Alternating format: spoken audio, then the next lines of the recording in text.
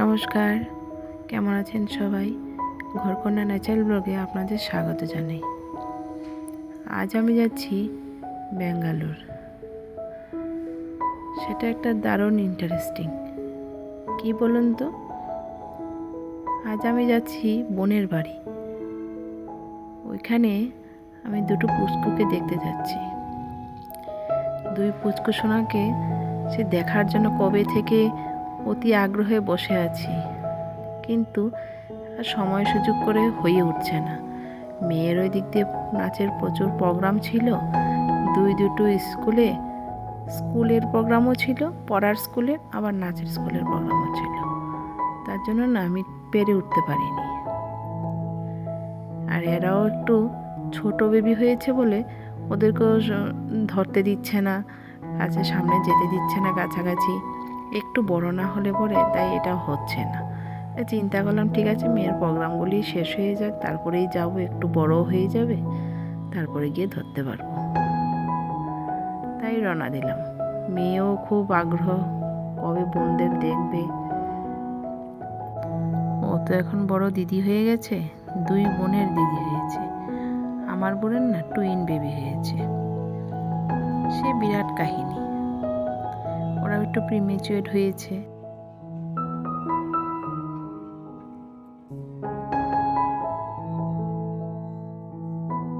সব মিলিয়ে মিশিয়ে ঘর আলো করে চলে আসলো দুই লক্ষ্মী সরস্বতী। ওদের কাছে ওরা বিশাল ব্যাপার। তার মধ্যে আবার যেহেতু প্রিমেচুয়ার হয়েছে, আইসিইউতে অনেকদিন থাকতে হয়েছিল ওদেরকে। এখন বাড়িতে আছে, মোটামুটি ঠিকই আছে। যাই হোক, আমাদের কাছে তো এটাই বিশাল না, একটু ঠিকঠাক থাকবে। ছোট হয়েছে তাই কি আছে, আস্তে আস্তে ঠিক হয়ে যাবে সবই। আর এই খুশির খবরটা এতদিনে আমি দিতে পারিনি, কারণ বোনের শরীরটা না প্রায়ই ভালো থাকতো না। তার জন্য ভাবলাম ঠিক আছে, আগে তো আসুক ওরা, তারপরে দেব। তাই আপনাদের এখনই জানাচ্ছি। সে আমি আগের ভিডিওতেও বলেছিলাম। আজ এই দেখুন চলে যাচ্ছি বোনের বাড়িতে। ওর বাবা আসতে পারেনি, আমি আমার মেয়ে দুজনেই বেরিয়েছি, কারণ ওর আবার পরীক্ষা আছে সামনে, আমাকে তাড়াতাড়ি আবার রিটার্নও করতে হবে। যে উঠে পড়লাম। প্লেনে জানুন তো অনেকটা সময় লাগে, 2-2.5 ঘন্টা সময় লাগবে। আর আমি একটু অতক্ষণ বসে থাকবো, আমার ওইটাই একটু ভয়ে ভয়ে। যাই হোক, খুব ভালোই জার্নিটা হলো। এত দূরের জার্নি তো একা একা একটু ভয় ভয় লাগে আমার, কিন্তু অনেক আগে থেকেই কিন্তু প্লেনে চড়ছি, কারণ আমার বাড়ি তো ত্রিপুরায়, আপনাদের আগেই বলেছিলাম। আর আমার বিয়ে হয়েছে কলকাতায়, কিন্তু হলেও এটা একটু অল্প সময় ছিল, 40 মিনিটের। আর এটা তো অনেকটা সময়, তাই একটু কেমন যেন একটু একা একা যাব, ভয় ভয় একটু। তাই মেয়েকে নিয়ে এখন যেতে হবে। আর কি করবো, ওর বাবা তো 2 দিন পর পর ছুটি পাবে না। আমি বেরিয়ে পড়েছি তাই। আর একটু না দেখলেও নয়, ছোটো ছোটো পুষ্কুসোনাকে না দেখে কি পারা যায়? কতদিন বলুন, এতদিন তো একটু সমস্যার জন্য যেতে পারিনি, তাই এখন একটু বেরিয়ে গেল। না যাই, একাই যেতে হবে, গিয়ে একটু দেখে আসি। আকাশটা দেখুন কি সুন্দর লাগছে না? মনে হচ্ছে আমরা আকাশের মধ্যেই বাড়িঘর বানিয়ে ওইখানেই থেকে যাচ্ছি। দীর্ঘ প্রতীক্ষার পর চলে আসলাম ব্যাঙ্গালোর। দেখুন আমাদের প্লেনটা ল্যান্ড করছে। মিয়া আবার একটু সুযোগে ভিডিও তুলে নিল, যে প্লেনটা ল্যান্ড করছে একটু তুলি। বেশ ভালোই লাগলো। আকাশের উপরে যখন উঠে গেলাম না, একটু ভয় করছিল, কিন্তু তাহলেও আকাশটা যখন দেখতে পেলাম, নীল আকাশ, তার মাঝখান দিয়ে আমরা যাচ্ছি, খুবই ভালো লাগছে তখন দেখতে। আবার ল্যান্ড করার পর আমরা বেরিয়ে পড়লাম। তারপরে গিয়েই লাগেজ নেব। ছোট একটা ট্রলির সঙ্গে ছিল। যাই হোক, এবার লাগেজটা তো নিতে হবে। বোনের বাড়ি যাচ্ছি। আর আমার লাগেজ মানে জানেন তো কি, সব পুচকুদের জিনিসপত্র। আমার বলতে আমার কিছুই নেই, এই ছোটো ট্রলিটাতেই আমার আছে সব।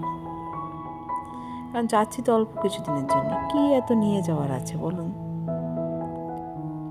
কিন্তু ওদের জন্য একটু টুকিটাকি নিয়ে গেলাম। বোন ওই দিক থেকে বলে দিল যে এটা সেটা আনবি। আমিও তাই ব্যাগ ভরে, তার মধ্যে ছোট পুস্কু হয়েছে, একটু কাঁথা টাথা সেগুলিও একটু সেলাই করে এখান থেকেই নিয়ে গেছি। ও এখানে নতুন গেছে তো কোথায় কি পাবে না পাবে, ওরা ওদের মতো কিনে নিয়েছে। কারণ আমি তো 1 মাস পর যাচ্ছি, ওরা তো 1 মাস কাটাতে হবে ওদেরকে, ওরা ওদের মতো এখানে কিনে নিয়েছে। কিন্তু তাও আমি যাচ্ছি, প্রথম মাসি হয়েছি বলে কথা না।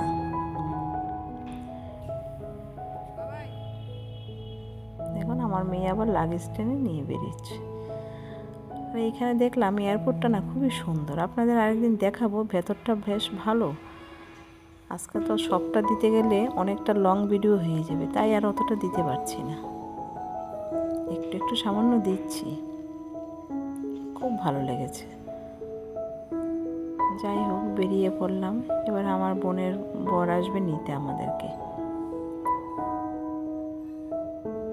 দেখুন আমরা দাঁড়িয়ে আছি, ও চলে আসলো আমাদেরকে নিতে। মনটা যে না কতই ভালো লাগছে জানেন না, যে প্রথম গিয়ে দেখবো পুচকুদের।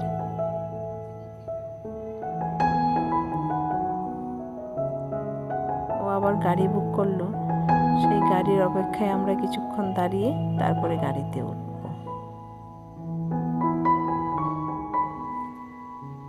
এই যে আমাদের গাড়িও চলে আসলো, লাগেজ তুলে ফেলছি।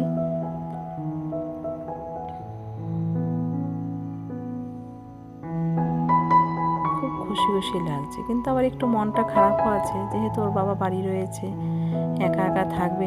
সব একা একা থাকতে তো অসুবিধে নেই, সে তো আর বাচ্চা না, ভয় পাবে। আসল কথা হলো যে একা একা থেকে রান্না করে, একটু আমার গোপাল আছে ঘরে, তাকে সামলিয়ে পুজো দিয়ে তারপরে আবার বেরোতে হবে, ওইটাই একটু সমস্যা। সে আমার জায়েরও আছে, ওরাও দেখবে, ওরাও খাবার দাবার একটু করে দেয়, সেটা অসুবিধা নেই, সেটা নিশ্চিন্ত আছি। কিন্তু তা হলো একা একা তো করতে হবে, তাকে একটু একটু করে যেতে হবে, ওইটাই একটু খারাপ লাগে। যখনই যাই সব 3 জনই একসঙ্গেই যাই, এবার আর হয়ে উঠলো না। আর কি করব বলুন, আমাকেও যেতে হবে ওইখানে, কারণ ওর সূর্য দর্শন সামনে, ওকেও তো এখানে টুকিটাকি কাজ থাকবে, তাই একটু বেরিয়ে গেলাম। তাই না, খুবই দরকার, তাই বেরোলাম। দেখুন আপনাদের সঙ্গে কথা বলতে বলতে আবার চলেও আসলাম বাড়িতে। এবার গিয়ে দেখি 2 পুষ্কসোনাকে, ওদের তো ধরতে পারবো না ঠিক আছে, কিন্তু দেখতে তো পারবো। কারণ ডাক্তারের বারণ আছে, কারোরই কিছু করার নেই, না আমাদের না ওদের কিছু করার আছে, কিছুই করার নেই। আজ তাহলে এই পর্যন্তই, দেখা হচ্ছে আবার পরের নতুন কোনো ব্লগে। ভালো লাগলে ভিডিওটি একটু লাইক কমেন্ট শেয়ার করে দেবেন।